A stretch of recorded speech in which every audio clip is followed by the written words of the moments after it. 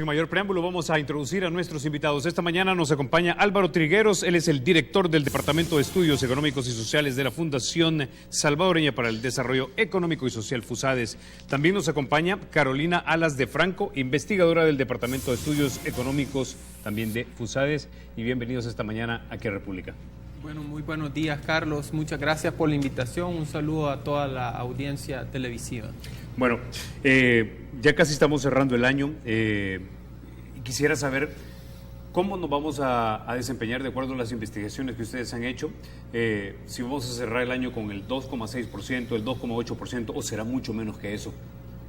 Sí.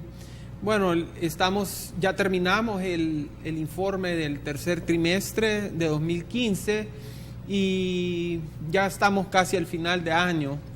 Creemos que podemos concluir que El Salvador continúa con este periodo largo de lento crecimiento, y ese lento crecimiento se traduce en poca generación de empleo.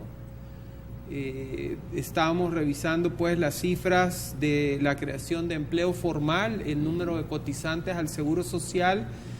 El 2013 fue bastante alta, el 2014 disminuyó el incremento, y en 2015 vemos que si uno toma de diciembre a agosto, incluso hay una reducción. Entonces, lento crecimiento, poca generación de empleo, y eso se une en 2014 con el incremento en el costo de la canasta básica alimenticia. Eso dio lugar a un incremento de la pobreza de 2,4% en 2014, pero en 2015 vemos esos mismos dos fenómenos: poca generación de empleo e incremento en el costo de la canasta básica alimenticia. Entonces, El Salvador no está generando desarrollo. Esa es la conclusión en el desempeño de la economía. Y eso se le añade la complicación de los desequilibrios fiscales, el déficit fiscal alto, el endeudamiento, un proceso presupuestario que no funciona y lleva al país a más endeudamiento de corto plazo. Ahora, doña Carolina Alas, la pregunta es, quizás para que la gente nos entienda, ¿por qué exactamente es que no crece El Salvador? O sea, sabemos que los números eran optimistas, después dicen 2,8, 2,6, pero estos números encierran actividades económicas que de repente se podrían dar, pero que no se dan. ¿Por qué no se dan? Bueno, hay muchos factores que explican el crecimiento económico, y obviamente el país tiene muchos años de un lento crecimiento. Cuando nosotros preguntamos a los empresarios cómo consideran el clima, un porcentaje alto, de hecho en este último trimestre, más del 50% en el saldo neto consideraba que era negativo, el de los empresarios. Y cuando ellos explican por qué, desde 2014, por un buen margen está la seguridad. Y en segundo lugar, la incertidumbre económica y política. Entonces, esos son como algunos mensajes que nos están diciendo dónde hay problemas y cómo hay que resolverlos. La inseguridad que existe no solo medida en cuanto a los crímenes, la tasa de homicidios, sino que sabemos que tenemos un problema grande de extorsión que se ha venido haciendo cada vez más grande y que afecta sobre todo a las pequeñas empresas.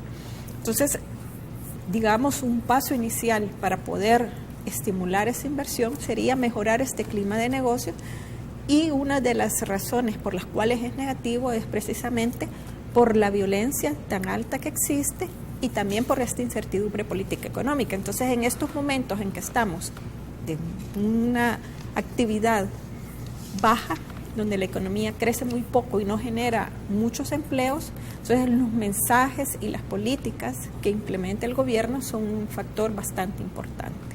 Ahora, señor Trigueros, sé que esto se ha dicho siempre a lo largo de por lo menos 3 años permiten estar aquí de regreso en El Salvador, que es en parte a la falta de confianza que genera las condiciones políticas o de seguridad del país. Pero si vemos, por ejemplo, países como Guatemala, como Honduras, que también tienen niveles de inseguridad bastante grandes, ¿por qué ellos sí crecen y nosotros no? Sí, cada país pues tiene sus propias complejidades, ¿verdad? Al final en El Salvador lo que vemos que nos diferencia sustancialmente de los otros países, una de esas variables, por ejemplo, es la atracción de inversión extranjera directa y los niveles de inversión. O sea, en El Salvador la inversión está prácticamente estancada. No quiere decir que no hay, o sea, todos los años hay inversión, lo único que es muy baja.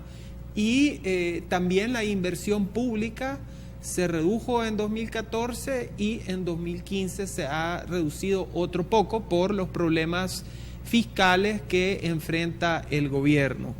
Entonces el factor crítico es ¿por qué aquí no se genera inversión? O sea, ese es como, y entonces vemos que vivimos este clima de incertidumbre.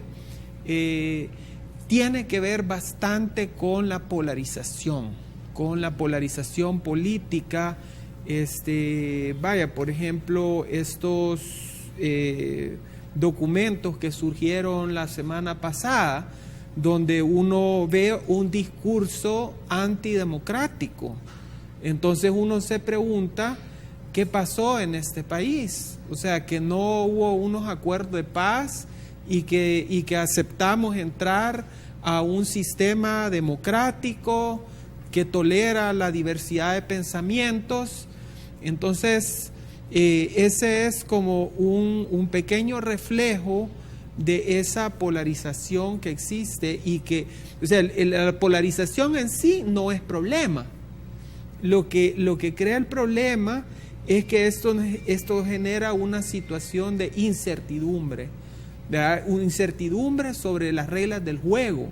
O sea, si uno va a realizar una inversión con unos parámetros que existen hoy y uno no sabe si al año, a los 3 años, a los 4 años van a cambiar esos parámetros, entonces la inversión se frena. Pero eso, digamos, esa explicación es lógica si viviéramos en un país cerrado, ¿verdad? Pero el problema es de que vivimos en una economía globalizada y el inversionista, si ve que aquí no hay oportunidades, se va a otro lugar. Es igual también que la persona individual, el trabajador. Si ve que aquí no encuentra trabajo, entonces migra a otro país buscar el trabajo. Entonces es lo mismo. Si uno no ve las oportunidades en El Salvador, las busca en otro país. Ahora, doña Carolina, ¿pero será suficiente la explicación de la polarización,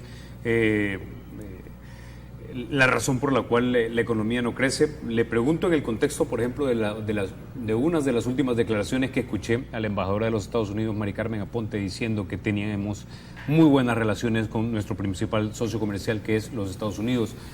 Entonces da la impresión que si tenemos buenas relaciones con ellos, digamos, eso de alguna manera debería generar tranquilidad.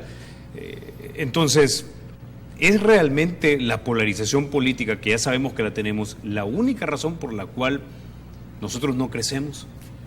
Como le repito, no hay un solo factor, pero sí es un factor muy importante.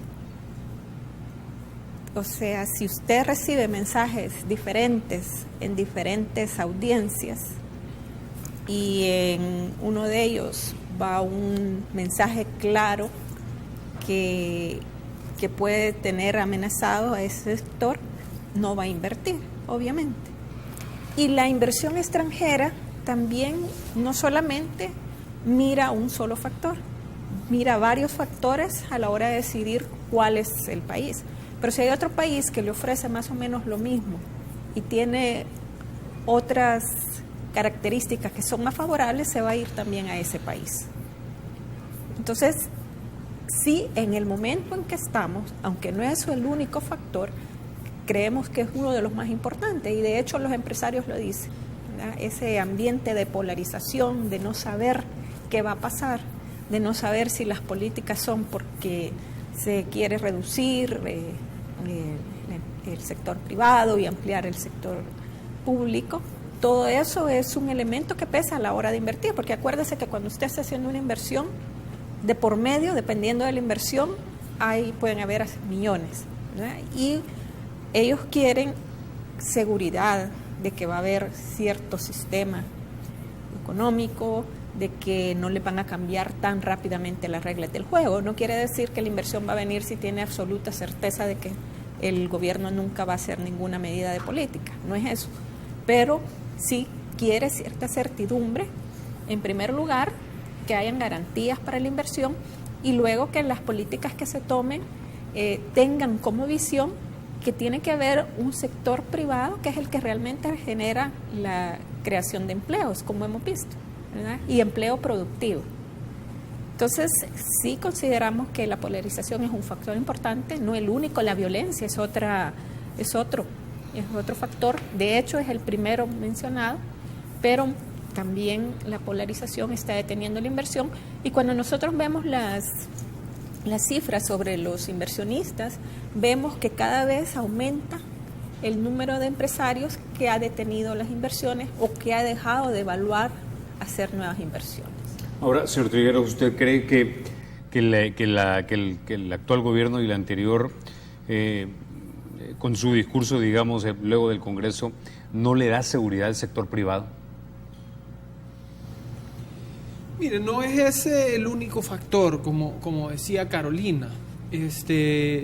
Además de este tema de la incertidumbre, de esta falta de armonía, ¿verdad?, entre la relación entre el sector público, el sector privado, la sociedad civil, también está el tema de la delincuencia y la violencia, o sea, que es el principal factor que se dice que explica por qué está tan negativo el clima de los negocios.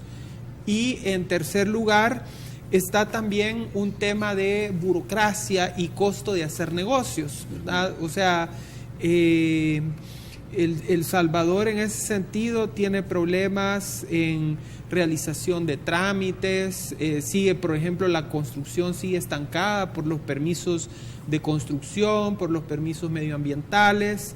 Entonces ahí tenemos un tercer factor, pero hay un cuarto factor que ya es más dinámico. O sea, cuando un país crece, genera un círculo virtuoso. Entonces la gente dice, vea, aquí está creciendo este país, hay que invertir ahí, se vuelve atractivo. Pero cuando entramos en este ciclo de lento crecimiento, que es el que nosotros estamos viviendo, lento crecimiento, no se genera empleo, la demanda entonces baja, el consumo, entonces dicen, bueno, en este país no hay crecimiento, ¿qué voy a ir a hacer ahí? Entonces se vuelve una espiral negativa, ¿verdad? Y además está pues esta concepción de que todo se va a resolver con las políticas públicas, con las políticas estatales, y entonces hay que cobrar más impuestos, y al cobrar más impuestos no necesariamente le llegan más recursos al Estado, porque una cosa es la política tributaria y otra el crecimiento económico. O sea, si no hay crecimiento económico, es como usted va exprimiendo una naranja, le va sacando el jugo, pero cada vez tiene menos jugo, y por más que le exprima, no se lo va a sacar. Entonces, eso es lo que está viviendo El Salvador. Y si uno ve la tendencia de la recaudación tributaria, de 2009 a 2013 subió bastante, pero en 14 y 15 se ha estancado. O sea, por más que el gobierno quiere recaudar más, no puede, pero no puede porque la economía no crece. Entonces el bajo crecimiento tiene un impacto, no genera empleo y tampoco genera los recursos que se necesita para invertir en educación, en salud, en infraestructura, en la violencia, en el combate a la delincuencia. Entonces, por ahí van los problemas que tiene El Salvador. Ahora, doña Carolina, desde que yo recuerdo y tengo memoria, digámoslo así, o conciencia política o económica, como le podamos llamar, El Salvador creció quizás en el primer quinquenio del presidente Cristiani, los primeros años, pero luego, desde 1997 y hasta antes de 2004, durante el quinquenio del presidente Saca, siempre hemos tenido crecimientos bajos de la economía. Creo que durante el quinquenio del presidente Saca creció un año a 4.6 o 4.7, si mal no recuerdo, pero da la impresión que eso fue más bien la excepción que la regla. Entonces tenemos años, desde 1997, en el que el crecimiento ha sido bajo. Entonces la pregunta es, aparte de estos factores que digamos podríamos decir que son coyunturales, como la polarización política o la delincuencia, que no teníamos los niveles de delincuencia antes de 2004, en 1997, cuando recuerdo que cayó la primera vez, ¿no será que hay factores estructurales en el modelo económico que tenemos que no permite que nosotros podamos crecer? Sé que yo considero que realmente tenemos años de bajo crecimiento, pero también si nosotros observamos hay una tendencia a que ese crecimiento vaya siendo cada vez menor. Y todos estos problemas que se han agudizado en los últimos años, como es la violencia y la polarización, que son elementos que no teníamos, obviamente frenan más este crecimiento. Si no tuviéramos eso, probablemente, y no se hicieran otras cosas, probablemente no creciéramos a tasas tan altas, pero tampoco estaríamos con un crecimiento tan bajo, porque es tan evidente que estos elementos han sido negativos a la inversión, que eso es una realidad. Entonces, lo que hay que buscar también es cómo, digamos, este que es un problema, yo creo que es de los principales problemas que tenemos, la polarización y la violencia. No quiere decir que tal vez solamente resolviendo esto, que es algo muy difícil de hacerlo a corto plazo, vamos a generar rápidamente las tasas de crecimiento que quisiéramos, pero si se logra, digamos, aliviar un poco, yo creo que sí habrá un mayor incentivo a la inversión, sobre todo porque hay mucha inversión que ha estado como reprimida, inversión que no ha venido. Entonces podríamos ver una reactivación de la inversión y por lo tanto la generación de empleo. Ahora, otro de los problemas que tal vez no están tan relacionados con eso, o tal vez por la falta o la eficacia de las políticas, es que por años también hemos tenido un problema de que no tenemos el recurso humano necesario para poder desarrollar ciertas industrias. Entonces también ese es otro elemento que tenemos que enfocarnos, ¿verdad? Y hay muchos elementos pequeños también, por ejemplo, todo eso que ya se mencionaba de los trámites, todo eso es algo que se ha venido en años pasados, se trató de mejorar y luego ha habido como un freno a eso e incluso mayor burocracia. Entonces también todas esas cosas son elementos que se pueden mejorar, ¿verdad? Y que puede estar que hayan sido obstáculos que tienen bastantes años, que no solo sean en el presente. Entonces el crecimiento es algo complejo, ¿verdad? Pero decir que la violencia y la polarización no están afectando, creo que nadie estaría diciendo eso, porque es obvio que sí. Y hay que ver otros elementos, ¿verdad? Que puedan haber. Acordémonos que somos un país pequeño, que no tenemos mayores recursos y que en ese sentido ya ese también es una limitante, pero hay otros países pequeños que han logrado nichos, han logrado identificar nichos y que donde la inversión extranjera también ha jugado un papel importante. Ahora con el mundo globalizado que nosotros tenemos, tener un mercado pequeño nacional es como, digamos, menos importante, aunque es un elemento que puede llevar a un crecimiento más bajo, pero ahora podemos exportar a todo el mundo. Entonces, en la medida que nosotros podamos y tengamos la capacidad con el recurso técnico adecuado y la tecnología adecuada, también eso puede dar un incentivo a las exportaciones del país y con ello al crecimiento económico. Ahora, don Álvaro, si digamos la polarización y la violencia y la inseguridad son como la cerecita encima del sorbete, pero es el sorbete el principal problema, si es que sí lo fuese, tomando en cuenta los datos de bajo crecimiento, ¿cuáles serían esos factores estructurales propios de nuestro modelo que no dejan que crezcamos?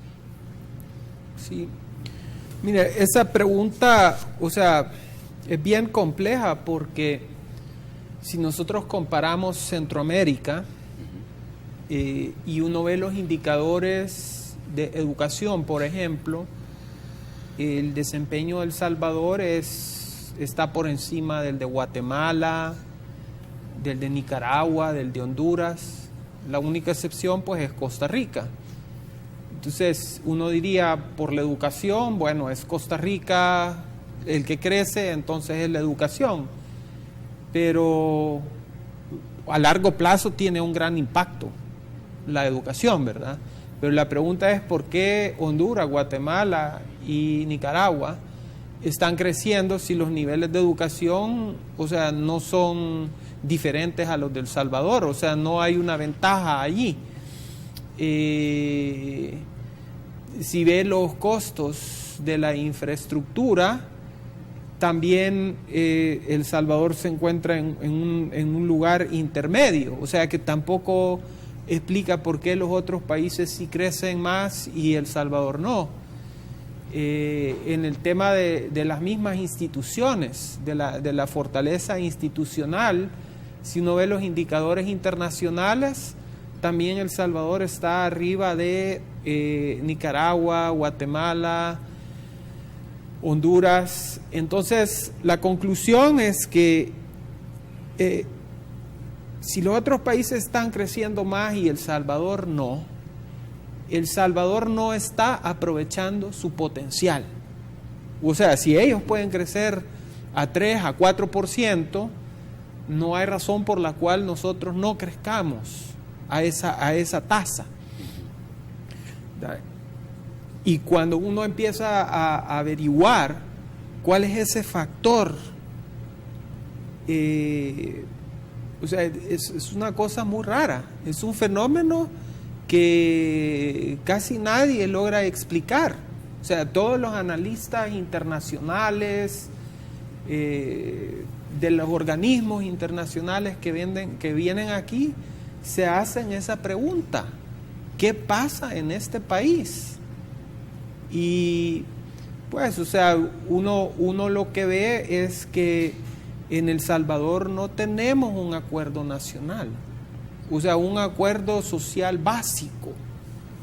Y entonces, mientras ese acuerdo social básico no exista, lo que tenemos es una población dividida, o más que todo en el ámbito político, ¿verdad? Y unos reman para un lado y otros reman para otro lado, y entonces el país no avanza, el barco no camina porque jalamos en direcciones opuestas.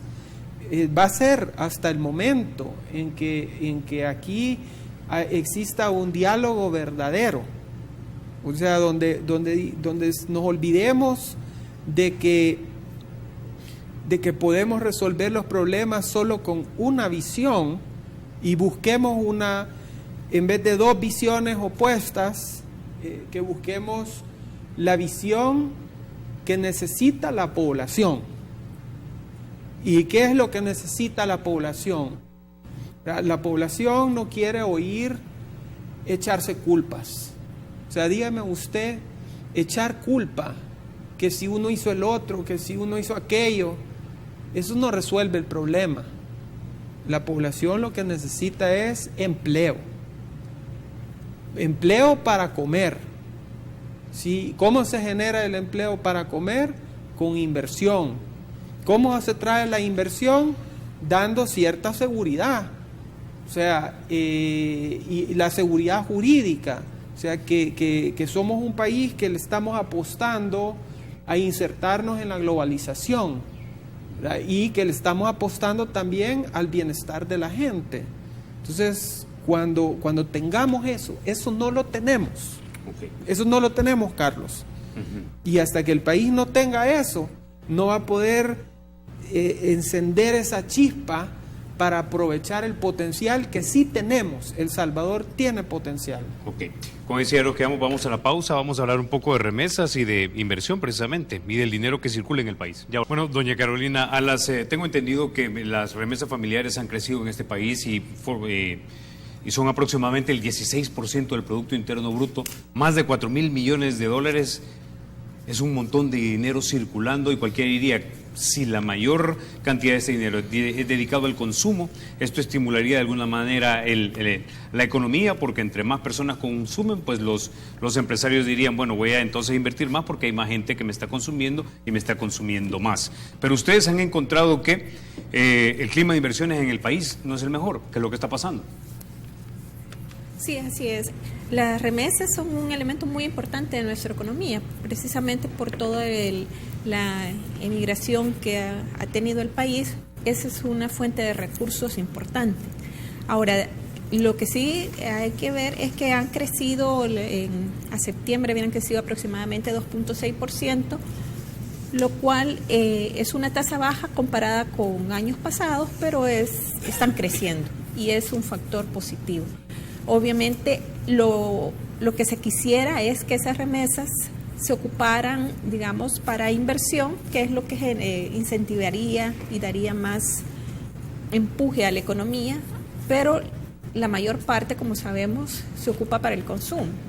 Es remesa que reciben generalmente familias de clase media baja, que la ocupan para consumo, y eso es aunque lo ideal sería inversión, porque sería como un efecto multiplicador más grande, también el consumo es una demanda que también es un factor productivo positivo que puede incentivar la inversión. Pero las tasas de crecimiento lo que nos dicen es que no han sido suficientes, digamos, y es de esperarse porque solo es un factor, un recurso importante, pero no es el único, como para incentivar esa inversión. Bueno, si hay dinero, si hay buen dinero circulando y es para consumo, y aparentemente, yo no soy economista, pero yo entendería que a mayor consumo, entonces va a haber mayor inversión, porque el empresario va a querer tener más productos para esa gente que está consumiendo. Pero ¿por qué no lo hay entonces? Porque no es una relación directa, digamos. Sí. Bueno, en primer lugar, hay que reconocer que las remesas han sido un pilar fundamental de la economía salvadoreña. Y como hemos visto, en los últimos años se ha mantenido cerca de 16% del Producto Interno Bruto. O sea que pues, son importantes. Ahora, si uno mira la gráfica, se la voy a mostrar. Si uno mira la gráfica de las remesas, prácticamente se mantienen con un ligero crecimiento. O sea que por ese lado no es que viene el crecimiento. De hecho, en 2014 crecieron 6% y en 2015 están creciendo 2.1% hasta el mes de septiembre. Entonces, las remesas nos traen bastante liquidez a la economía, generan comercio, algunas personas logran pagar su casa o la escuela o las medicinas. Son un gran apoyo para la población salvadoreña, generado por la misma población salvadoreña que ha migrado al exterior. Pero no es un crecimiento extraordinario. Hubo momentos, por ejemplo, del 2000 al 2008, hubo algunos momentos que las remesas familiares crecieron 16%. O sea, tenían una tasa elevadísima, hasta 19%. Pero hoy están creciendo 2.1%. Entonces, no es en este momento un motor que acelere la economía. Sí da sustento, pero no aceleramiento. Es decir, te ayuda a mantenerte nada más. Ahora, si la economía no está creciendo lo suficiente, ¿se está reduciendo la pobreza o se está aumentando la pobreza en este país? ¿Y qué significa ser pobre también en este país? Sí, bueno, la definición de la pobreza es diversa, ¿verdad? O sea, no existe una única definición, Se puede abordar desde un tema multidimensional, que si uno no tiene agua, que si no tiene techo, todo eso es importante. Pero una manera muy tradicional de medirlo es a través del costo de la canasta básica alimenticia y la canasta ampliada, que es el doble de esa canasta básica alimenticia. Entonces, lo que observamos, la última cifra disponible se publicó el mes pasado. Se publicó en octubre y corresponde a 2014. ¿Sí? Entonces hay que tener muy claro eso. Y lo que indica es que en 2014 se incrementó la pobreza en 2.4%. respecto a 2013, o sea que terminamos el 2014 con un nivel de pobreza, porcentaje de personas en pobreza, personas que viven debajo de la línea de pobreza, llegó a 37.2% de la población. Nosotros la pregunta que nos hacemos es, ¿qué fue lo que hizo que aumentara la pobreza? Entonces son dos factores en 2014. Uno es que subió el costo de la canasta básica, el arroz, los frijoles, el pollo, la carne, todas estas cosas subieron de precio y obviamente al estar más caras las cosas uno no puede comprar, entonces la pobreza sube. Y el otro factor que ayudó a paliar un poco ese incremento fue un pequeño aumento del ingreso por el bajo crecimiento económico, por la poca creación de empleo. En términos netos subió la pobreza. Lo que vemos en 2015 es que esos dos fenómenos se están repitiendo. Poca generación de empleo, incluso de diciembre a agosto se ve una disminución del empleo o estancamiento prácticamente, casi es un 0% de crecimiento en el empleo y incremento en la canasta básica alimentaria que subió hasta octubre en el área urbana 5.2% y en el área rural 6.4%.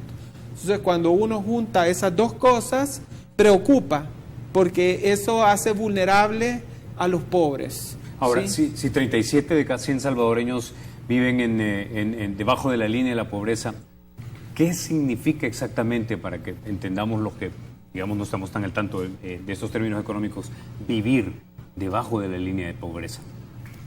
Bueno, como ya se explicaba, para medir la pobreza se toma como referencia el costo de la canasta básica. El costo de la canasta básica es la que incluye solo alimentos. Y aquellos que no logran ese ingreso, quiere decir que no logran ni siquiera consumir los alimentos necesarios para sobrevivir, digamos. Eso es vivir debajo de la línea de pobreza.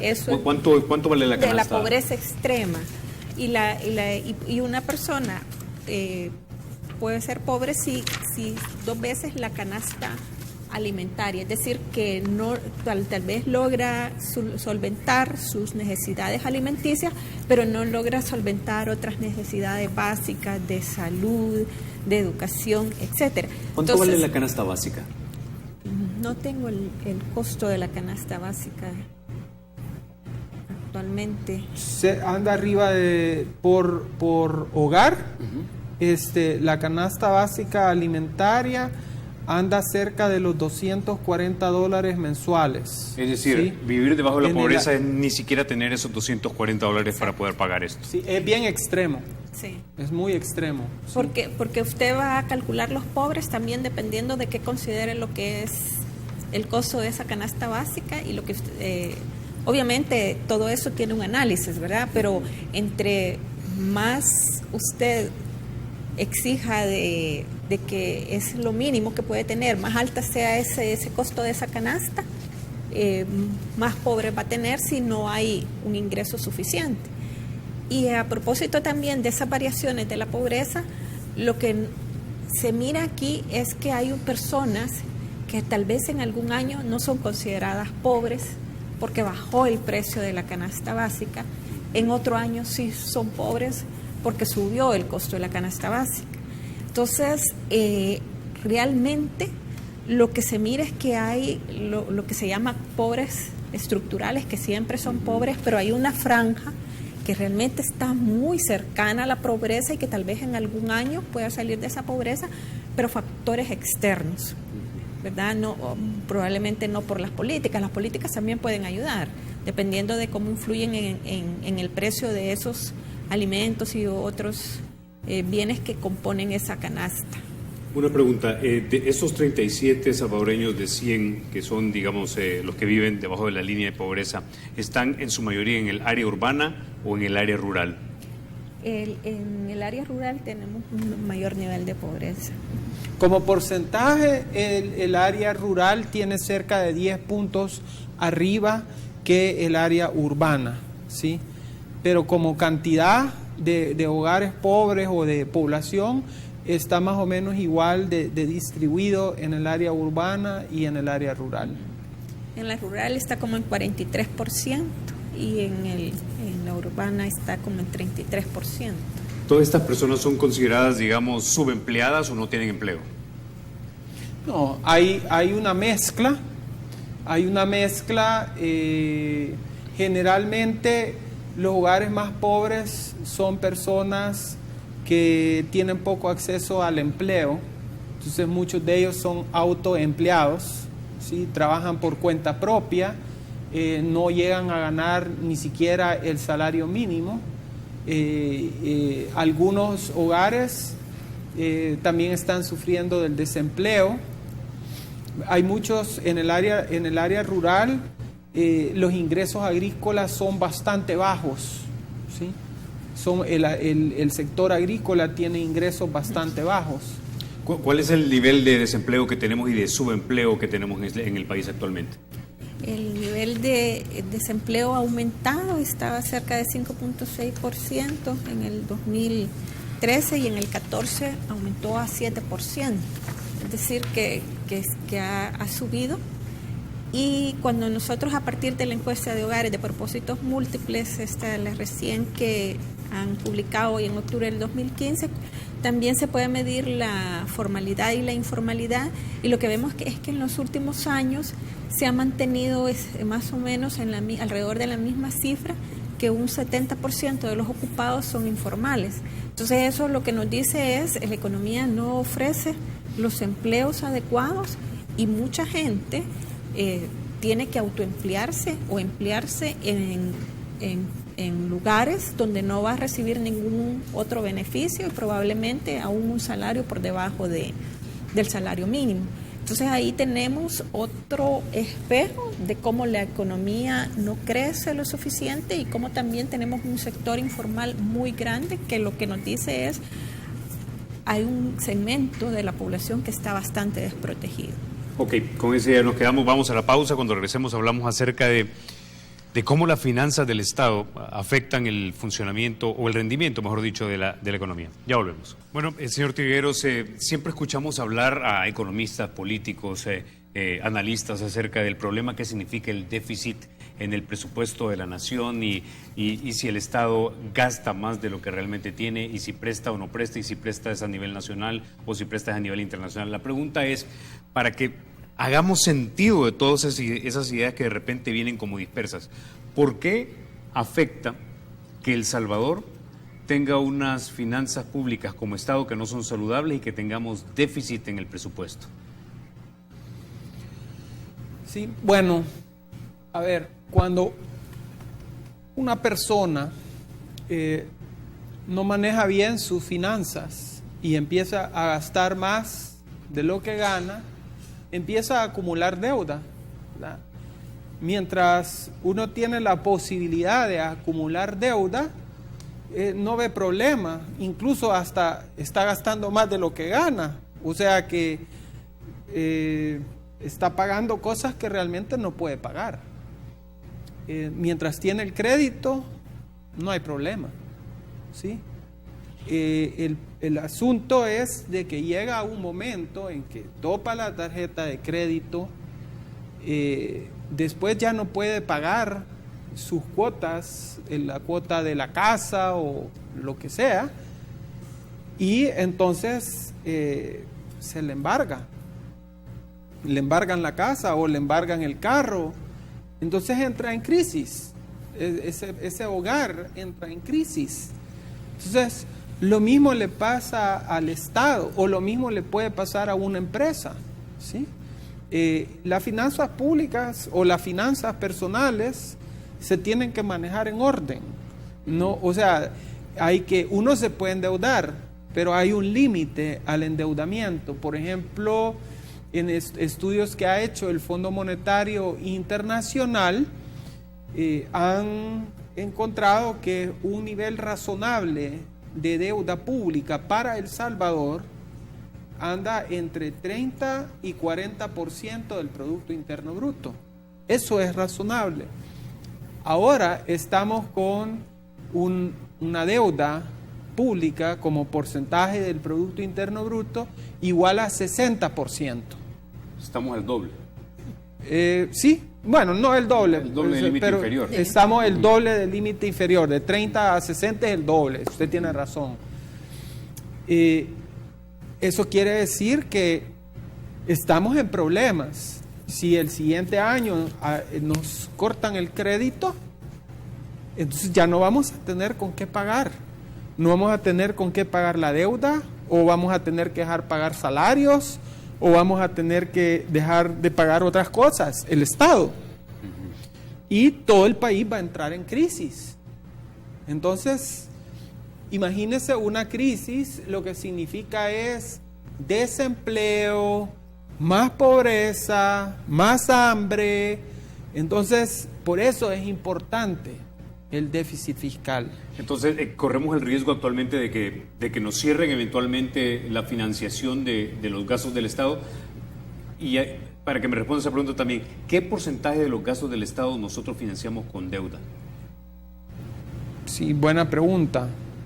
El Estado actualmente gasta cerca de 5,000 millones de dólares al año y requiere deuda para funcionar de cerca de 1,000 millones de dólares. O sea, es más o menos un 20%, ¿sí?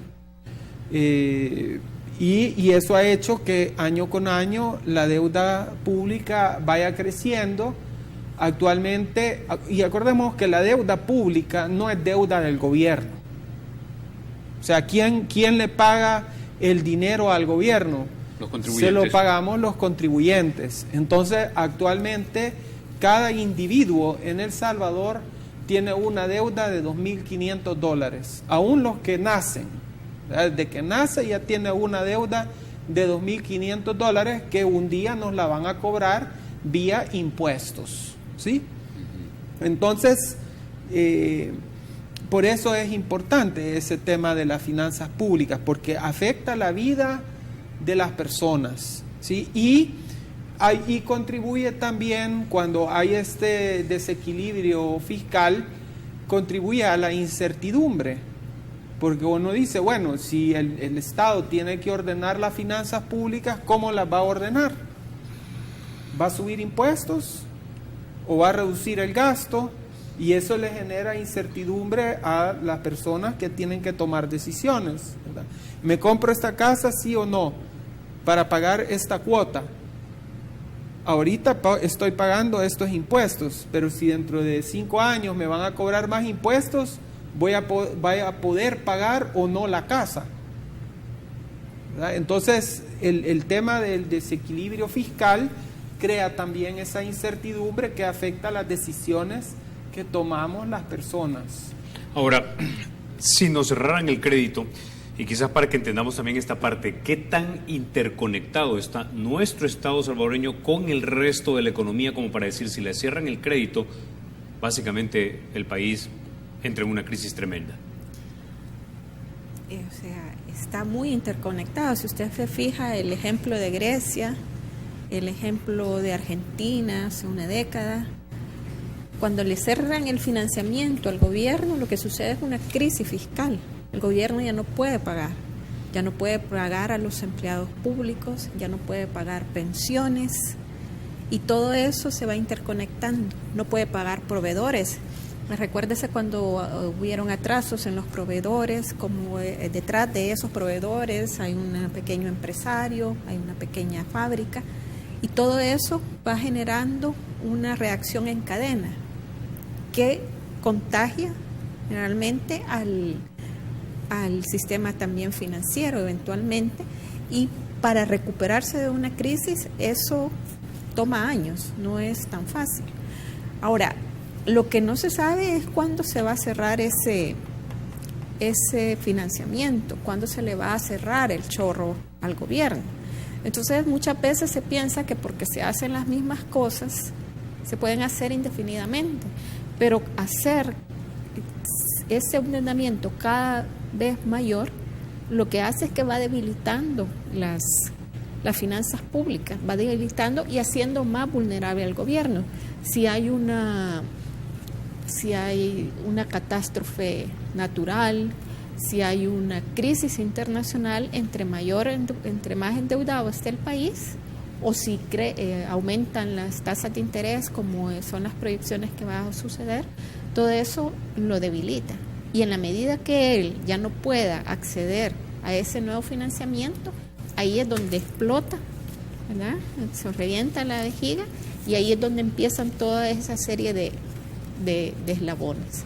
Entonces, los ejemplos abundan alrededor del mundo para saber que sí hay una interconexión fuerte en lo que le pasa al Estado y el bienestar de los ciudadanos, porque muchas veces suele suceder que los ciudadanos piensan que el Estado es un ente diferente, que puede aislarse y que mientras ellos, pero lo que suceda en el Estado, y más en una crisis fiscal, empieza a repercutir en toda la economía. Exactamente, si no puede pagar pensiones o los empleos públicos, estos no pueden pagar sus tarjetas de crédito o su casa, el dueño de la casa no le puede pagar el préstamo al banco, etcétera, y ahí se contamina todo. Tengo un minuto, señor Trigueros, para una última pregunta, y es la siguiente. Entonces, ¿qué recomendarían ustedes al gobierno de turno?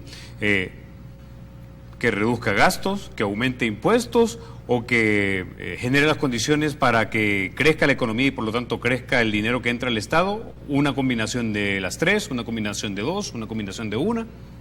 Sí, usted ya respondió. O sea que lo más importante, Carlos, como reto para 2016 es primero reactivar el crecimiento económico. O sea, El Salvador crece muy poco, no genera empleo, y ahí está la médula del problema que vivimos. O sea, tenemos que mejorar el clima de inversión. Eso se hace con diálogo, pero diálogo verdadero, profundo, un diálogo profundo que nos permita tener una visión de país, ¿sí? Y eso nos va a hacer mejorar el clima de inversión. Un compromiso con la democracia puede contribuir a eso. Combatir la delincuencia también puede contribuir al crecimiento económico. Eso se va a traducir en empleos, en más ingresos, más salarios, y eso va a facilitar que el Estado resuelva sus finanzas públicas, porque si hay crecimiento, le va a entrar más recursos al Estado. Pero paralelo a eso, el Estado se tiene que hacer más eficiente. Tiene que aprobar, por ejemplo, la ley de la función pública, aprobar una ley de presupuesto por resultados, que es un proceso de reforma que ya se está preparando, y hacer ese ajuste fiscal que necesita El Salvador. Ok, bueno, se nos acabó el tiempo, pero ha sido, creo yo, una conversación que arroja luz sobre este tema que es tan complejo. Les agradezco que hayan estado ustedes esta mañana aquí en República. Sí, muchas gracias, Carlos. A ustedes, amigos, se quedan con la edición matutina de Teleprensa. Soy Carlos Toledo, gracias por vernos. Recuerden, la República es de todos, hay que cuidarla.